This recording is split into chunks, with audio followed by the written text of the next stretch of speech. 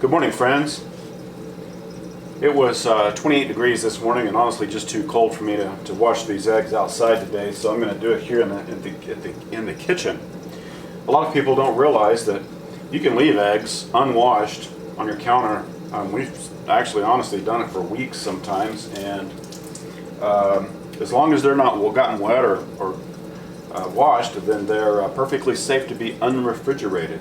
A lot of people will leave them on their counter unwashed, and if they do wash them or clean them like I'm doing now, then we certainly get them in the refrigerator right after. Speaking of eggs and chickens, we were at the Homesteaders of America conference and got to meet and listen to Joel Salatin, one of our mentors for raising chickens. He's a great mentor for permaculture, and I guess people would kind of consider him one of the fathers of the homesteading movement and the permaculture movement. Just a really, really smart guy. He is an author.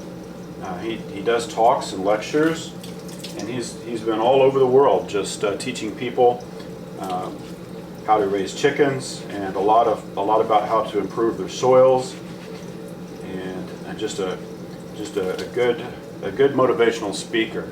I've read several of his books and really enjoy them. But right now, I hope you guys will enjoy this video clip. Joel is talking about farm finances, and how a lot of us buy things and do things based on emotion rather than what's really common sense or practical. So hope you'll enjoy this clip and listen to Joel. And I'm going to finish washing up these eggs.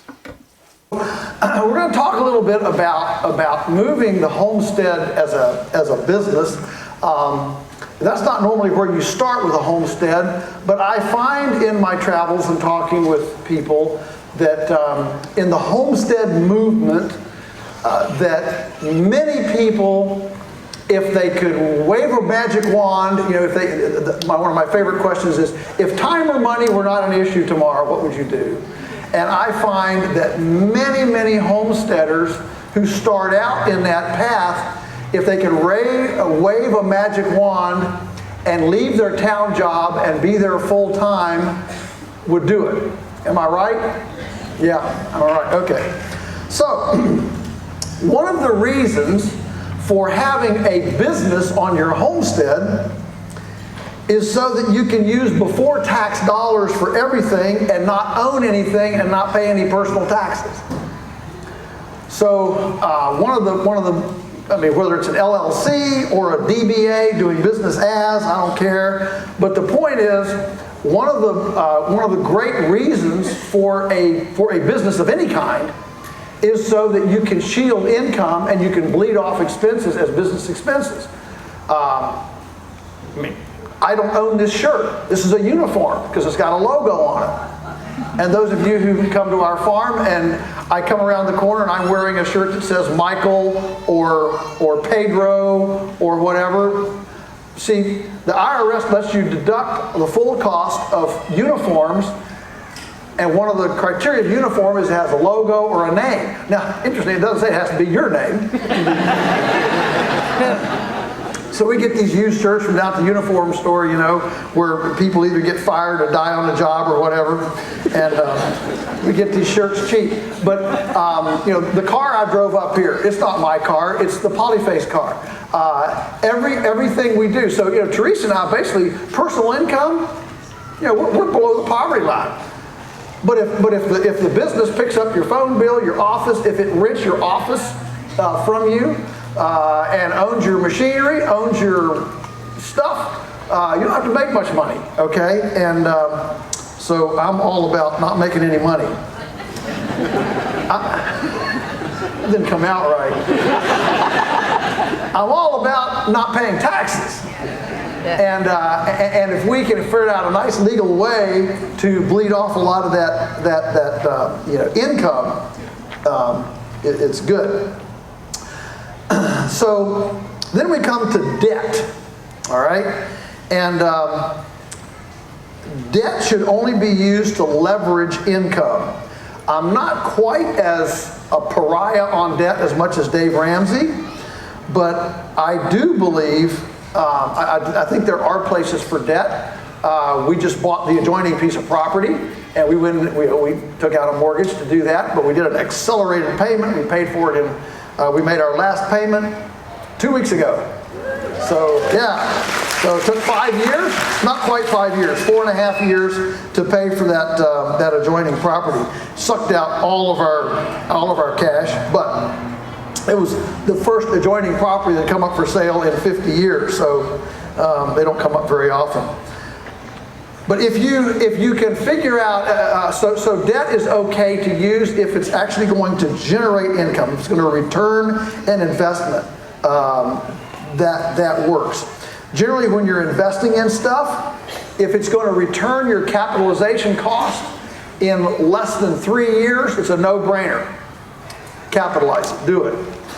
For example, for us, one of the ones that we did was building a shed to do our composting in the winter under the livestock.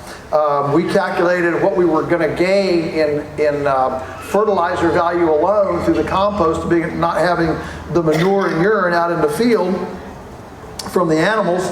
And just in pure NPK return alone, we were able to pay for it in about 2 years. That's a no-brainer. You get your money back in 2 or 3 years, that's kind of a no-brainer. If it takes more than 3, if it takes 3 to 5, that's kind of a gray area. And if it takes over about 7, you might want to wait on that and come up with a little better idea. So debt's okay, but it's only if you're going to use it for leveraging income, and if you're going to get you're going to get it back in just a couple of years.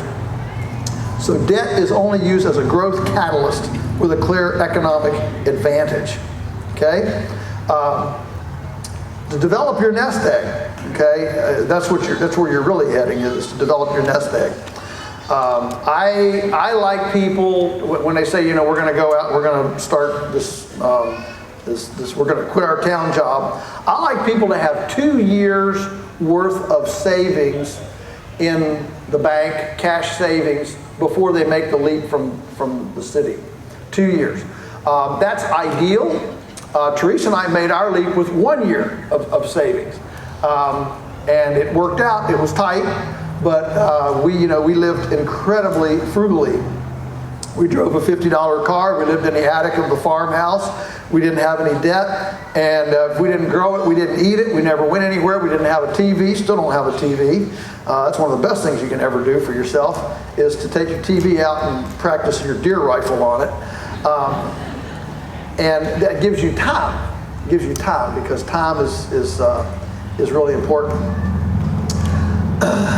Next principle, so use debt strategically. Next principle, function over form. All right, function over form. This is one that gets us a lot of times. We see these pretty pictures. I want a barn like that. I want a house like that. I want a shed like that. All that sort of thing. If you've been to our place, man, it looks threadbare.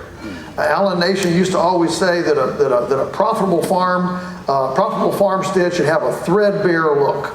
If it's got pretty white fences and picket fences and everything's all done up just right, it's probably a financial, what we call a land yacht, rather than something that's actually turning a profit. So, one of the iconic American farm landscape structures is a bank barn. Bank barn, where they build it into the bank. If you have one, tear it down. It'll suck you dry trying to keep it up. They're non-functional. They've killed more animals than you can shake a stick at, because they're cold, they're damp, and they're dark. They're a perfect example of something that was built for human function and not overall function of animals and storage and things like that. Now, if you can turn your bank barn into an event barn, turn it into a miniature golf course, you can putt down the old grain stall, whatever, then it's good. But function over form. Don't get so caught up in what things look like. Think about function first.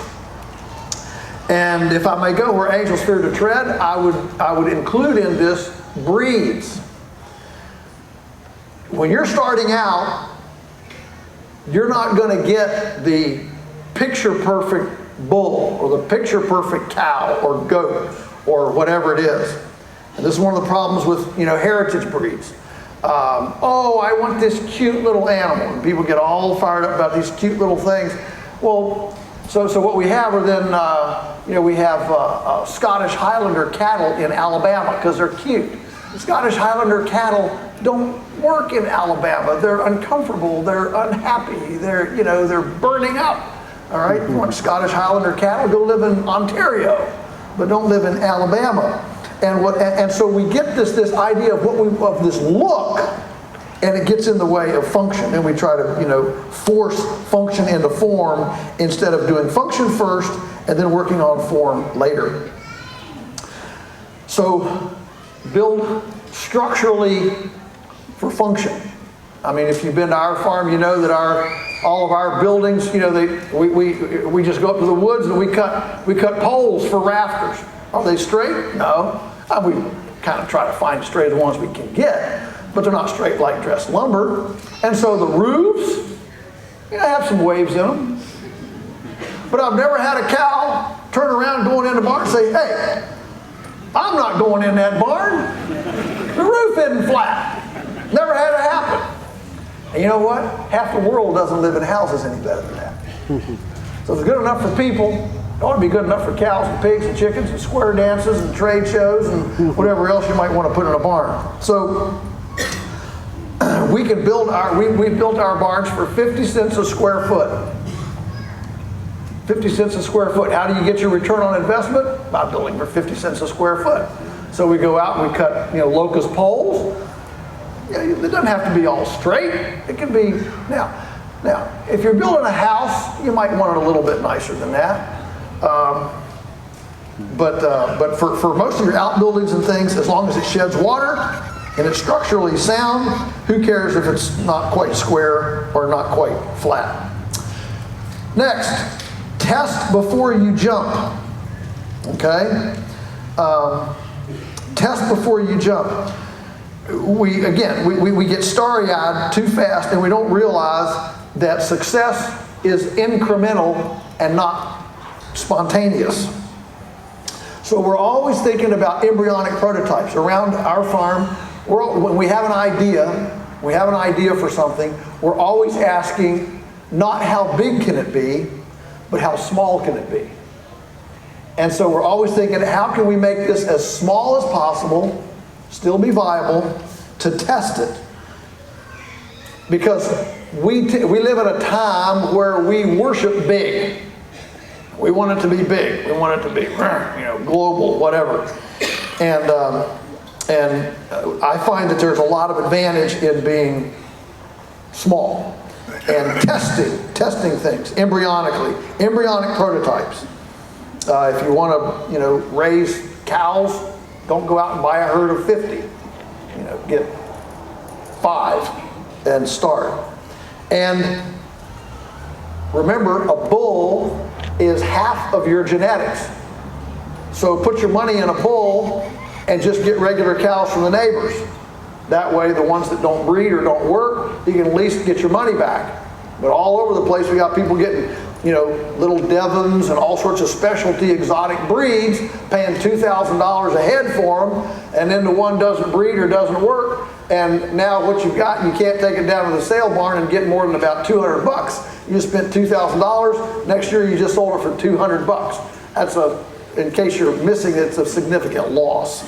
So it's a lot better to buy some $800 regular old cows from a neighbor that are 6 or 7 years old.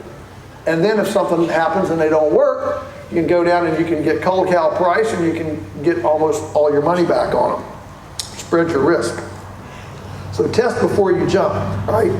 Next, duplication is easier than brand new. Trials are expensive, okay? So a lot of times, we read. People that, our tribe here, I'm assuming that we don't have a Monsanto plant in the group. Our tribe here, we're readers. And that's why we come to this kind of thing. We're readers, and so we read about all these ideas. My goodness, I've got a list of ideas. I feel like we haven't even started farming yet. I've got so many ideas I want to do. But you know what? You can't do everything. We do our kids, you can grow up and be anything you want to be. No, you can't. You can't. Forget it. It's disheartening. You can be what you ought to be, and you can try to be what you can be, what your talents and gifts enable you to be. It wouldn't have mattered how much I ever wanted to be an NBA basketball player. I was never going to be a basketball player. Okay? So quit telling people you can be or do anything you want to be. You can't. You can't. What you want to do is you want to sprout, germinate, and move as far as you can where you're planted in the context of your situation with the resources you have and the gifts you've been given. That's what you want to do. Okay? And if you're not tall, if you're not strong, how many of you would like to be able to turn flips like Simone Biles? Okay?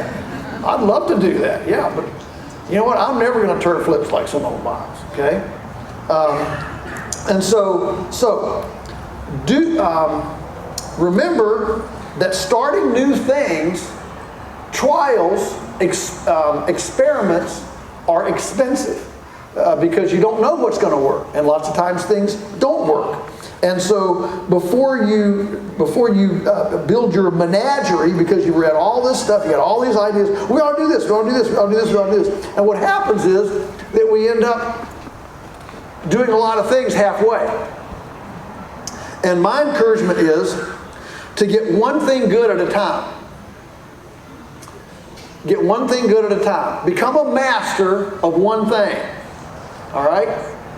The menagerie will come later. You can have all the menagerie you want, but do one thing well. And then once you've mastered one thing, that will be profitable. And if you can't do one thing profitably, trust me, you can't do two things profitably. Okay? So do one thing very well, become a master at it, and then that profitability and that efficiency will pay for and drive your trials and experiments and other things. Does that make sense? Okay? So be careful about having too many new things. In fact, I would even suggest, Alan Nation, my mentor that started Stockman Grass Farmer, he always said, don't ever have more than one species of babies at a time. So if you got cows that are calving in April, don't have goats that are calving in April. Do something different. You only want to have babies of one species at a time. Okay? Don't complicate your life that way. So get good at something. Next, leverage what you're good at and buy the rest. Now this is a hard one for homesteaders because we want to be completely independent, self-sufficient, and this is where I'm going with you can't do everything. Most of the time, people gravitate to certain interests. We see it in farming all the time. People either tend toward livestock or they tend toward plants. Normally, people are not masters of both livestock and plants. And even within plants, we have people that gravitate toward fast rotation plants like vegetables and annuals, squash, that sort of thing. And then people who gravitate toward longer rotation plants like orchard, vineyard, things like that. So even within agriculture, we see these divisions of interest. Typically, you don't have the talent, the passion, the heart, the same interest over the whole spectrum. And so what happens is we end up trying to do a lot of things that we either don't like or aren't good at, and then what we're good at doesn't get leveraged to its capacity. This is true, for example, in mechanics. Some of you are crackerjack mechanics. You can tear an engine apart. You know, you get excited about tearing into an engine. Okay? I get chills tearing into an engine. Okay? I mean, I fix stuff, but I'm not mechanical in that sense. I don't mind changing the oil, whatever. And some of you know that if you've read my stuff, you know that one of the first things that I got rid of when the farm became profitable, I quit changing our own oil. Say, well, come on, don't you want to be independent? No. I hate changing the oil. I can go down to Jiffy Lube and for $50 get everything lubed, changed, and 10 points of things checked that would take me 2 hours to do, and hopefully the car doesn't fall off the jack on top of me. And in the 30 minutes that I'm getting the oil changed, I can email a couple of customers, make a couple of phone calls to a couple of customers, and sell $2,000 worth of product in 30 minutes. I don't need to be sitting under the car for 2 hours changing oil when what I need to be doing is getting an extra 50 cents a pound by direct marketing our hamburger. Are you with me? I'm a big believer in mutual interdependence. Now, I grew up, with all this homesteading, Mother Earth News and Organic Gardening Farming Magazine and Self-Reliance and all this stuff, So I have this fantasy about being completely self-reliant. Daniel, our son, he didn't grow up reading all those magazines. And he didn't grow up in during the beaded, bearded, braless hippie revolution of the, early 70s. And so he's coming at this as a more, business oriented. He said, look, he doesn't like the garden. I love the garden, but I just don't have time to be there anymore because I'm doing this kind of thing. And so I can't get him to do the garden. All right, well, he's my, he runs the farm now. So he doesn't like the garden. He really likes the animals. He says, look, in the amount of time it takes me to grow a bushel of green beans, I can raise and sell $1,000 worth of chicken and go down to the farmer's market and buy a bushel of green beans and Sherry can can them. Okay? And I don't have to raise green beans. And I get to give my chicken money to a guy that loves to raise green beans. Okay? He said, if I don't buy that bushel of green beans from the farmer down at farmer's market, I'm depriving him of the joy of raising green beans.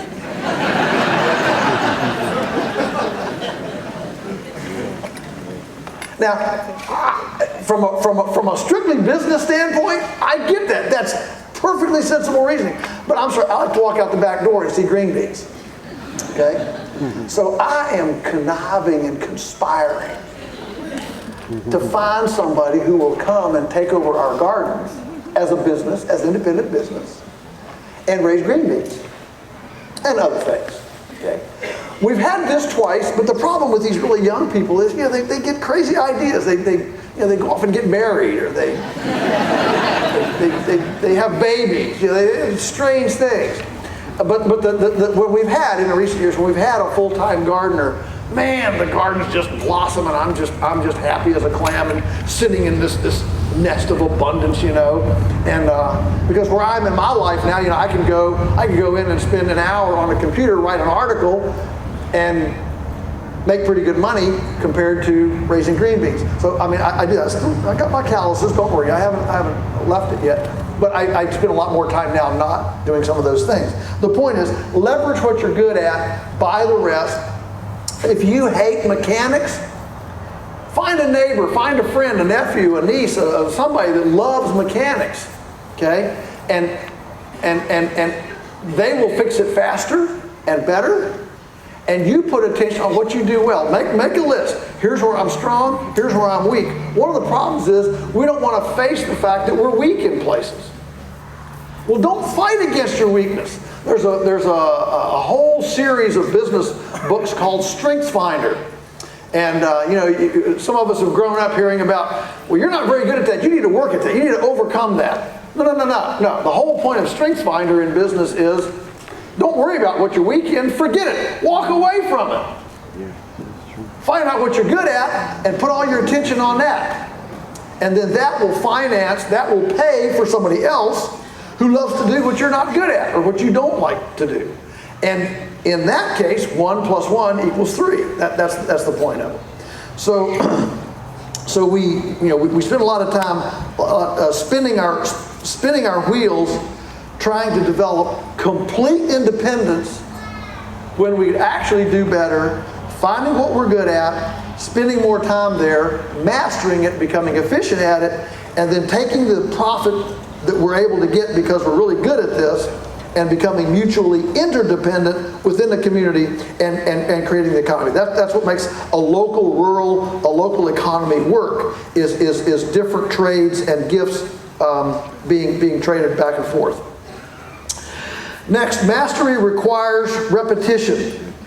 Mastery requires repetition. I'm gonna give you a phrase that I hope you'll remember. You can't Google experience. You can't Google experience. So a lot of people say, well, why did you become successful? Well, I think the best answer is that we were just too stubborn to quit. Perseverance brings you to mastery. A lot of, if you're familiar with the Peter Drucker learning curve, you enter an enterprise here. You're interested in this. Oh, let's try this. So you enter at this point. Well, it gets worse because you make mistakes. You're trying something new, it makes mistakes. That's called the slow of despond down in here. Okay, and that is usually 3 to 5 years until you come back in to where you entered, and then it goes way up here as you develop mastery. The problem is that 3 to 5 years, most people quit right in the bottom of the trough. Right when it's ready to turn back up and you start making headway, that's when everybody quits. Okay? So persevere. When people ask me what's your single biggest advice for a person starting out, my advice is don't quit, because it's darkest right before the dawn. Okay? And you're gonna get tired right before you have the breakthrough. Okay? So I hope you enjoyed listening to Joel Salatin, a really inspirational speaker. The topic today again was on farm financing, or finances, and economics, and a lot of other tidbits. So hope you enjoyed that. If you haven't already, I hope you'll subscribe to our channel and click that bell to get notifications when we put out new videos. And check out our link to our bonfire store below where you can get our shirts and hoodies. And we'll see you on the next video. Bye for now.